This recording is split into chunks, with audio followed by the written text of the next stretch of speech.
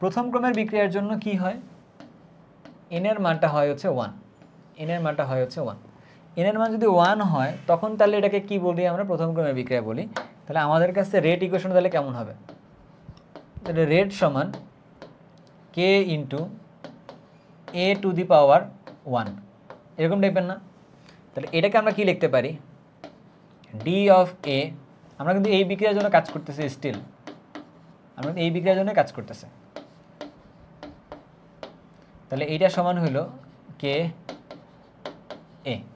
এখন ইন্টিগ্রেশনের মূল ব্যাপারটা কি, ইন্টিগ্রেশনের মূল ব্যাপারটা হচ্ছে একই টাইপের ফাংশন যেগুলো আছে বা একই টাইপের রাশিগুলোকে একপাশে রাখতে হয় আর কি। তাহলে ধরলাম এই ডি এ আছে, এটা কার উপরে কাজ করতে পারে, এর উপরে কাজ করবে, তার মানে এটাকে একপাশে নিয়ে আসতে হবে। তাহলে ডি এ ডিভাইডেড বাই এ সমান কে ডিটি নিলা। তাহলে কি হলো এবার, এবার ডি, আচ্ছা এবার তো আমরা ইন্টিগ্রেশন করে ফেলবো তাই না, আমাদের সব কিছু এখানে লেখা হয়েছে। ইন্টিগ্রেশন যদি করে ফেলি এখান থেকে, ধরো এ নট থেকে শুরু করছো, আদি ঘনমাত্রা ছিল এ নট, এখান থেকে যাচ্ছ কোথায়, এ টিতে যাচ্ছ, এখান থেকে যাচ্ছ কোথায়, টি জিরোতে ছিলা, এখান থেকে যাচ্ছ কোথায়, টিতে যাচ্ছ আর কি।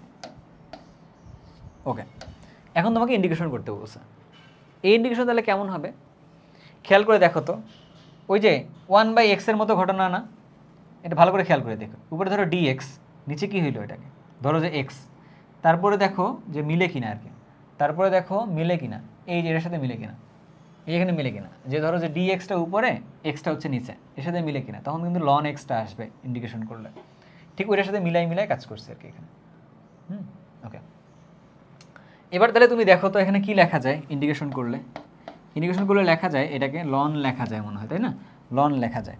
লন লিখলে মাইনাস একটা সামনে ছিল, তাহলে লন ছিল, লনের সাথে আমরা এখানে এ দিছি, এটার সাথে থার্ড ব্র্যাকেট দিতে হবে, তো থার্ড ব্র্যাকেট ইউজ করছি, করে উপরে আপার লিমিট বসাইছি, উপরে আপার লিমিট বসাইছি, নিচে লোয়ার লিমিট বসাইছি, নিচে লোয়ার লিমিট বসাইছি। ডান পাশে তাহলে কি, এটাকে করলে কেটি আসে, এটা তোমরা অলরেডি একটু আগেও করে আসছো, তুমি আবার করতে পারো চাইলে, সমস্যা নাই, কেটি থাকবে এখানে। এটা গেলো একটা। এর পরের লাইনে গিয়ে আমরা কি লিখতে পারি এখান থেকে, তাহলে মাইনাস আছে তো আছে, সমস্যা নাই, লন আপার লিমিটটা আগে বসাই, মাইনাস লন লোয়ার লিমিটটা বসাই, লোয়ার লিমিটটা আমরা বসাই, সমান কি বসাইতে পারি, কেটি। তাহলে আমরা এটা মাইনাস দিয়ে গুণ করে দিই, আমরা মাইনাস দিয়ে গুণ করে দিই, তাহলে লন, এটা দিয়ে যদি মাইনাস দিয়ে গুণ করে দেয় তাহলে কি আসে, এই মাইনাসটা এই পাশে গিয়ে প্লাস হয়ে যায় না,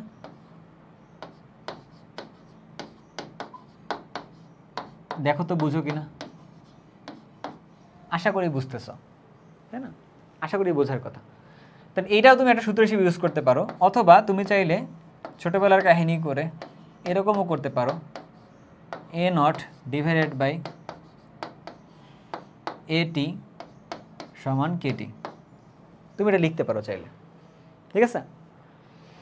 তো তোমার কাছে এখন ইউজ করার মতো ইকুয়েশন আছে, এটাও একটা ইকুয়েশন আছে ইউজ করার মতো, এটাও একটা ইকুয়েশন আছে ইউজ করার মতো আর কি। ইভেন কেউ চাইলে এইখান থেকে এটাও ইউজ করতে পারো, আরেকটাকে বানিয়ে নিতে পারো এখানে, যে কি বানিয়ে নিতে পারবো, আরেকটা উপরে দিতে পারবো হচ্ছে এইটা, কেউ চাইলে এটাকেও ইউজ করতে পারো। কখন কোনটা আসে কোনটা কাজে লাগে বলা যায় না, পরে ফিজিক্সের সেকেন্ড পেপারে এটা কাজে লাগে আর কি। এটা মাইনাস না, এটা হচ্ছে কেটি, মাইনাস দিয়ে তো অভ্যাস হয়ে গেছে তো, এটা এরকম। বাট তুমি যদি উল্টায় দিতে চাও, ধরো তুমি টিটা দিচ্ছ হচ্ছে উপরে, টিটা দিচ্ছ হচ্ছে উপরে, আর হচ্ছে যে এ নটটা দিচ্ছ হচ্ছে নিচে, তখন কিন্তু এটা মাইনাস হয়ে যাবে আর কি, ঠিক আছে। আমরা যদি মাইনাসটা দিয়েই লিখি তাহলে ফিজিক্সের সেকেন্ড পেপারের সাথে মিলও থাকলো। এটা যদি উল্টায় দিতাম তখন তাহলে কী হইতো, এ টিটা ধরো যে আমরা উপরে দিছি, এ নটটা ধরো যে আমরা নিচে দিছি, তখন কি লন টাইপ এসে গেছে না, তখন সামনে একটা মাইনাস ছিল, তো e to the power minus k t. মিলাই নিয়ে দেখো একটু যে মিলে কিনা বা বুঝছো কিনা, কি করছি মনে আছে। এই দুটোকে উল্টাইলে একটা মাইনাস আসে না, তাহলে সেই মাইনাসটা এই পাশে যাবে মাইনাস কেটি। তাহলে এই যে লন যদি দাও, লনটা যদি এই পাশ থেকে এই পাশে চলে যায় তাহলে ই আসে, এই জন্য হচ্ছে e to the power minus k t. ফর্মুলাগুলো ইউজ করতে পারবে আর কি, বুঝছো। আচ্ছা, তাহলে তুমি এতক্ষণ থেকে কি ইউজ করলা, তুমি এতক্ষণ থেকে মাত্র সমীকরণটা ডেভেলপ করছো আর কি, এরকম এখন তোমার এখান থেকে আগের মতো করে যে গ্রাফ বলবে, ম্যাথ করতে বলবে, এই সকল কাহিনী করতে বলবে, তাই না? এসব কিছু কাহিনীগুলো করতে বলবে আবারও। এখন আমরা শুরুতে আগে বের করি হচ্ছে যে এটার ক্ষেত্রে হাফ লাইফ বা অর্ধায়ু বের করি আর কি। এটার ক্ষেত্রে আগে বের করি হচ্ছে কি হাফ লাইফ বা অর্ধায়ু বের করি আমরা। হাফ লাইফ ইংরেজিতে বললে হাফ লাইফ, এটা বাংলাকে কি বলে?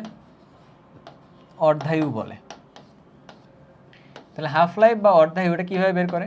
টি হাফ, তাই না? এই টি হাফটা বের করতে হবে। এটার জন্য টি হাফের ইকুয়েশন কেমন হবে বলো তো? টি হাফের ইকুয়েশন তাহলে কেমন হবে? টি হাফের ইকুয়েশন তাহলে কেমন হবে? টি হাফ যদি বের করতে যাই, তুমি কোনটা দিয়ে ইউজ করতে পারো, সমস্যা নাই, তুমি এটা দিয়ে তো ইউজ করো। ধরো এটা ইউজ করলাম আর কি আমরা। টি হাফ ইউজ করা মানে কি? টি হাফ ইউজ করা মানে যদি টি সমান টি হাফ লেখো, তখন এ টি সমান এডি সমান এ নট বাই 2 লেখা লাগবে, কারণ যে সময়ে গিয়ে হাফ হয়েছে। তাহলে যদি আমরা এটা এই জায়গায় বসাই, তখন তাহলে কি লেখা যায়? Ln a nought divided by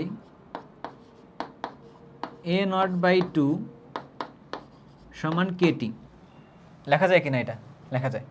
তাহলে এ নট কেটে গেল, তাহলে কি লেখা যায় এখান থেকে? লন 2 সমান কেটি। তাহলে টি সমান কি লেখা যায়? টি না, টি হাফ, টি হাফ। তাহলে টি হাফ সমান কি লেখা যায়? Ln 2 divided by k, ln 2 divided by k. এইটা হলো আমাদের কাছে কিসের সমীকরণ বলো? এটা হলো আমাদের কাছে কার সমীকরণ? অর্ধায়ুর সমীকরণ, প্রথম ক্রমের বিক্রিয়ার ক্ষেত্রে আর কি, বুঝছো? তাহলে এই সমীকরণটা দিয়ে আমরা কাজবাজগুলো করতে পারবো চাইলে।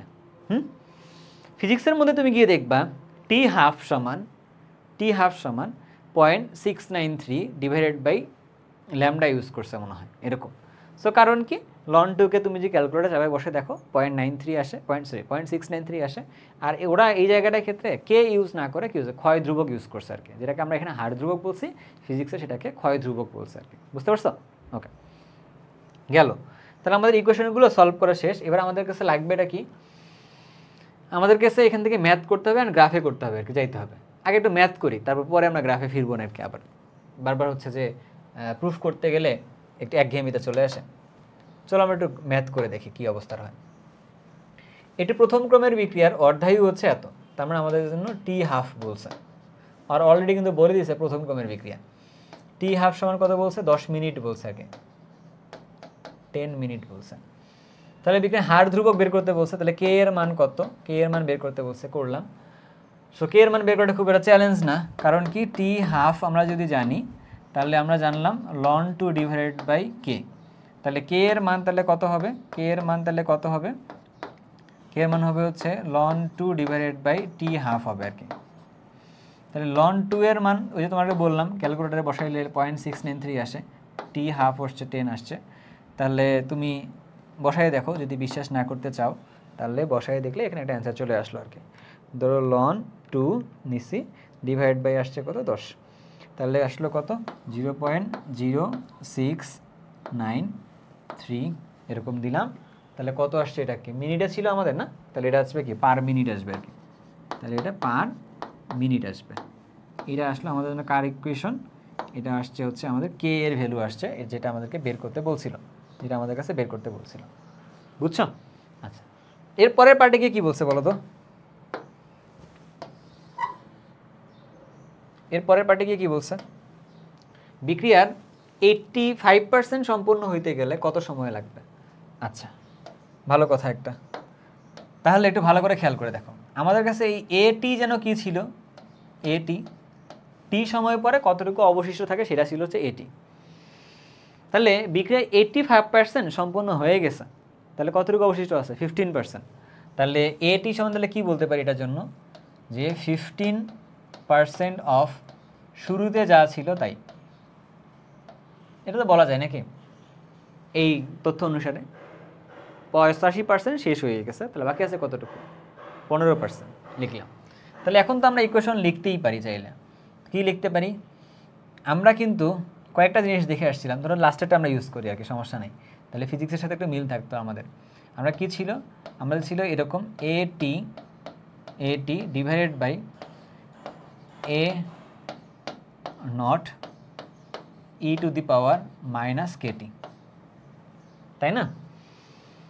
তাহলে এখন আমাদের কাছে বলো তো কী লেখা যায় এখান থেকে, এই দুটার মান কত, এটা যদি ভাগ করে দিই তাহলে 15% মানে কি 15 ডিভাইডেড বাই 100 সমান e to the power minus Katie.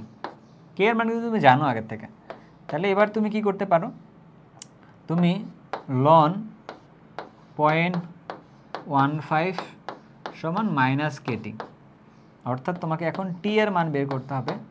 So টি সমান কত, লন 0.15 ডিভাইডেড বাই মাইনাস কে মানে কি মাইনাস কে এর মান ছিল 0.093।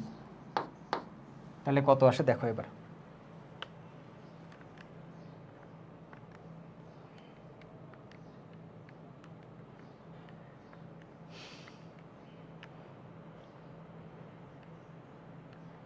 -0.093,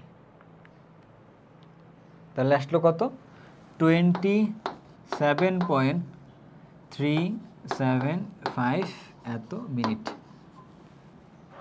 এখন তোমার একটা কথা বলি, জানো তোমার একটা কথা বলি, কথাটা হচ্ছে বড় কথা একটা, যে এই প্রথম ক্রমের বিক্রিয়ার ক্ষেত্রে না বোঝা যায় যে অ্যান্সার কি আসবে না আসবে, বোঝা যায় কীভাবে। প্রথম ক্রমের বিক্রিয়ার ক্ষেত্রে 0 থেকে হাফ হইতে যত সময় লাগে, ধরো 0 থেকে 50% হইতে সময় লাগছে ধরলাম 10 মিনিট, তাহলে 50-এর অর্ধেক আবার কি 25 না, তাহলে 75% শেষ হয়ে গেল, তাহলে বাকি থাকলো কত আবার আর 25%, মানে প্রতিবার হাফ হইতে একই সময় লাগবে। তাহলে আমরা যদি চিন্তা করি, ধরো এটা একটা কলম 100% কলম, এখান থেকে এই পর্যন্ত হাফ শেষ করতে আমার সময় লাগছে কত 10 মিনিট শেষ। তাহলে এখান থেকে এর হাফ হইতে আবার কত লাগবে, আবার 10 মিনিটই লাগবে। আবার এইটুকুর যখন শেষ হয়ে গেছে, এতটুকু বাকি আছে না, এটার হাফ হইতে আবার কত, আবার 10 মিনিটই লাগবে। মানে প্রত্যেকবার যতটুকু অবশিষ্ট থাকবে তার ক্ষেত্রে অর্ধাই হচ্ছে সেম থাকবে আর কি। তার মানে কি দেখো ভালো করে, 100% মানে থেকে 50% আসতে যদি সময় লাগে 10 মিনিট, তাহলে 50 থেকে আর 50 মানে কি 75% হইতে লাগবে আবার 10 মিনিট, মানে 20 মিনিট। 75-এর থেকে মানে 25 বাকি থাকে, 25-এর হাফ হওয়া মানে কি 87.5%, অতএব আবার কত লাগবে, আবার 10 মিনিট। তাহলে 0 থেকে 87.5% শেষ হইতে সময় লাগতো 30 মিনিট, বা 87 না, আছে কত 85%, তার মানে 30-এর কাছাকাছি আছে। তার মানে উত্তরটা তাহলে কেমন, খুবই ক্লোজ আছে। তুমি চাইলে প্রথম ক্রমের বিক্রিয়ার জন্য এইটা একটা এমসিকিউ সলভ করার জন্য মনে রাখতে পারো আর কি, যে প্রতিবার হাফ হইতে সেম সময় লাগবে। বুঝছো? ওকে।